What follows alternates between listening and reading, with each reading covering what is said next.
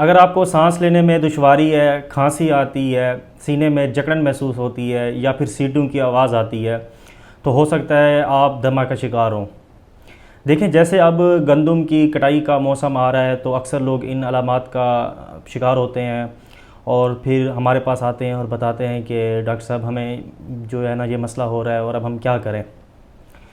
तो देखें, ये समझना निहायत ज़रूरी है कि दमा के अंदर आखिर होता क्या है।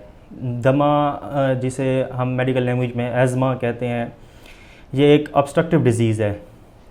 और ऑब्स्ट्रक्टिव डिज़ीज़ वो होती है जिसमें सांस बाहर निकालने में दुश्वारी हो। इसे एक्सपायरेटरी डिज़ीज़ भी कहा जाता है। और इसके अंदर होता यूँ है कि हमारी सांस की छोटी छोटी जो नालियाँ हैं, जिसको ब्रोंकाई या ब्रोंक्यूल्स कहा जाता है, उनके अंदर सोजिश पैदा हो जाती है। उनमें पानी भर जाता है जिसकी वजह से वो सिकुड़ जाती हैं और हम सही तरह से सांस नहीं ले पाते। तो अगर हम अपने फेफड़ों में मौजूद इस सोजिश को कम कर दें तो बड़ी हद तक हम दमा से निजात पा सकते हैं। अब मैं आपको ऐसी ग़िज़ा बताऊंगा कि जिसके ज़रिए आप एज़मा यानी दमा को रिवर्स कर सकते हैं। सबसे पहले आपने अपनी खुराक में सब्ज़ियों को शामिल करना है। रिसर्च में ये देखा गया है कि सब्ज़ियाँ विटामिन सी, विटामिन ई और विटामिन ए या बीटा कैरोटीन का बहुत अच्छा सोर्स हैं।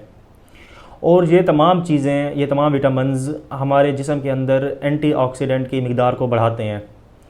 और यही एंटीऑक्सीडेंट एक बहुत अच्छे एंटी इन्फ्लेमेटरी का काम सरंजाम देते हैं और हमारे जिस्म के अंदर सोजिश को कम करते हैं। तो जब हमारे जिस्म के अंदर सोजिश कम होगी तो हमारे फेफड़ों के अंदर भी सोजिश कम होगी और अस्थमा का अटैक या एज़मा का अटैक कम होगा। इसके अलावा आप अपनी डाइट के अंदर फलों को शामिल करें। फल भी इन विटामिन्स का बहुत अच्छा सोर्स हैं। बहुत से लोग ये कहते हैं कि भाई केला नहीं खाना चाहिए या फ़लाना फल नहीं खाना चाहिए। इस तरह की कोई भी चीज़ मेडिकल रिसर्च में साबित नहीं है।